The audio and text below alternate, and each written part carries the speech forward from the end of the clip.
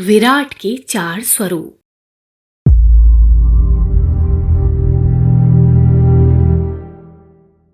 हिंदू धर्म के पौराणिक ग्रंथों में ब्रह्मा जी का जो स्वरूप वर्णित है उसमें उनके चार मुख दिखलाए गए हैं।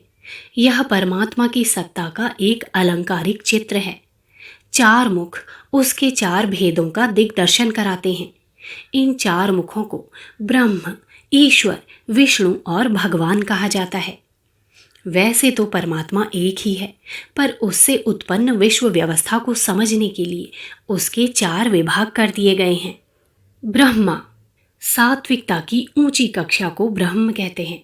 वैसे तो परमात्मा सत, रज, तम तीनों गुणों में मौजूद है, पर उसकी ब्राह्मी ज्योति सतोगुण में ही है। सात्विक भाव ब्रह्म केंद्र से ही उत्पन्न होते हैं। मनुष्य के मन में यों तो अनेक प्रकार की इच्छाएं उत्पन्न होती रहती हैं, पर जब सतोगुणी आकांक्षाएं उत्पन्न होती हैं तो उनका उद्गम केंद्र, प्रेरक बिंदु वह ब्रह्म ही होता है। ऋषियों में, महात्माओं में, संतों में, सत्पुरुषों में हम परमात्मा का अधिक अंश देखते हैं। उन्हें परमात्मा के समीप समझते हैं और ऐसा मानते हैं कि परमात्मा की उन पर कृपा है।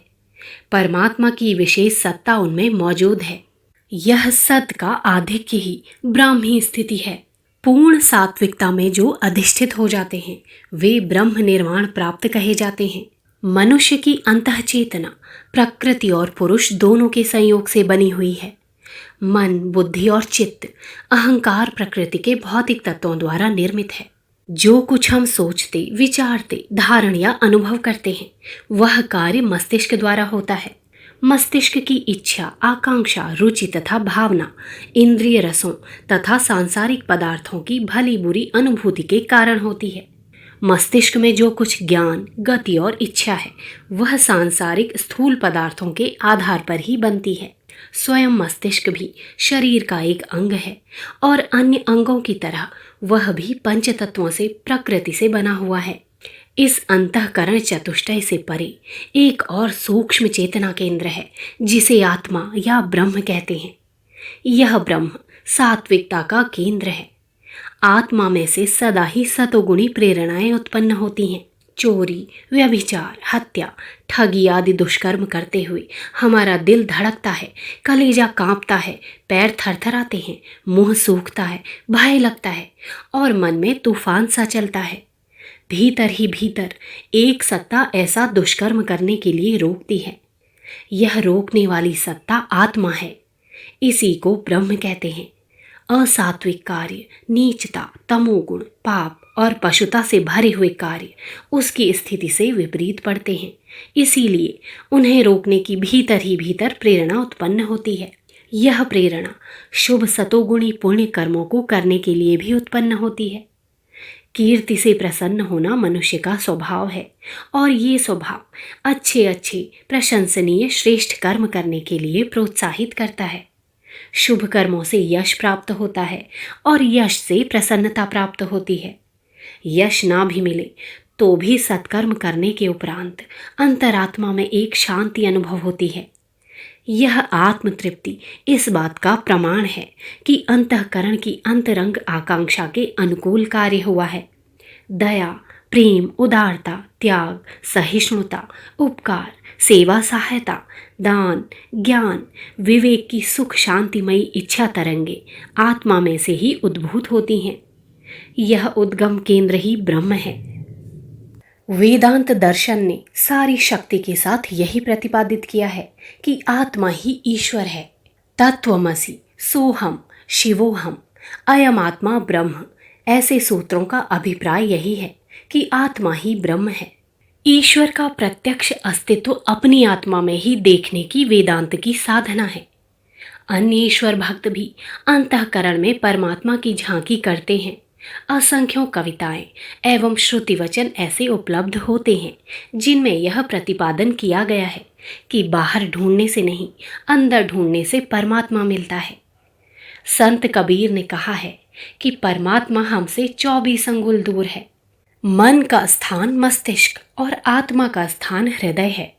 मस्तिष्क से हृदय की दूरी 24 अंगुल है। इस प्रतिपादन में ईश्वर को अंतःकरण में स्थित बताया है। मनुष्य दैवी और भौतिक तत्वों से मिलकर बना है। इसमें मन भौतिक और आत्मा दैवी तत्व है। आत्मा में 3 गुण हैं, सत, चित और आनंद। वह सतोगुणी है, श्रेष्ठ, शुभ, दिव्य मार्ग की ओर प्रवृत्ति वाला एवं सतत, हमेशा रहने वाला अविनाशी है। चित्त चैतन्य, जागृत, क्रियाशील, गतिवान है। किसी भी अवस्था में वह क्रिया रहित नहीं हो सकता। आनंद, प्रसन्नता, उल्लास, आशा तथा तृप्ति उसका गुण है। आनंद की दिशा में उसकी अभिरुचि सदा ही बनी रहती है। आनंद, अधिक आनंद, अति आनंद उपलब्ध करना उसके लिए वैसा ही प्रिय है जैसे मछली के लिए जल। मछली जलमग्न रहना चाहती है। सत, चित, आनंद गुण वाली आत्मा में जैसे जैसे निकटता होती जाती है, वैसे मनुष्य अधिक सात्विक, अधिक क्रियाशील और अधिक आनंद मग्न रहने लगता है। योगी जन ब्रह्म की प्राप्ति के लिए साधना करते हैं। इस साधना का कार्यक्रम यह होता है कि आत्मा की प्रेरणा के अनुसार मन की सारी इच्छा और कार्य प्रणाली हो। भौतिक पदार्थों के नाशवान, अस्थिर और हानिकारक आकर्षणों की ओर से मुंह मोड़कर जब आत्मा की प्रेरणा के अनुसार जीवन चक्र चलने लगता है तो मनुष्य साधारण मनुष्य ना रहकर महान मनुष्य बन जाता है। ऐसे महापुरुषों के विचार और कार्य सात्विकता, चैतन्यता और आनंददायक स्थिति से परिपूर्ण होते हैं। उन्हें संत, महात्मा, योगी, तपस्वी, परमहंस, सिद्ध, आत्मदर्शी या ब्रह्म परायण कहते हैं। जिनका ब्रह्म भाव, आत्म विकास पूर्ण सात्विकता तक विकसित हो गया है, समझना चाहिए कि उन्होंने ब्रह्म को प्राप्त कर लिया। उन्हें आत्मदर्शन हो गया। पुस्तक गायत्री मंत्र के प्रथम पद ओम भूर्भुवः स्वः की व्याख्या। ईश्वर का विराट रूप। लेखक पंडित श्री राम शर्मा आचार्य। अगर आपको हमारी ये वीडियो पसंद आई हो तो इसको लाइक करें, कमेंट और शेयर ज़रूर करें और हमारे YouTube चैनल ऋषि चिंतन को सब्सक्राइब भी कर लें। साथ ही बेल आइकन को भी दबाएं ताकि आपको आने वाली वीडियोस की नोटिफिकेशंस मिलती रहें। धन्यवाद।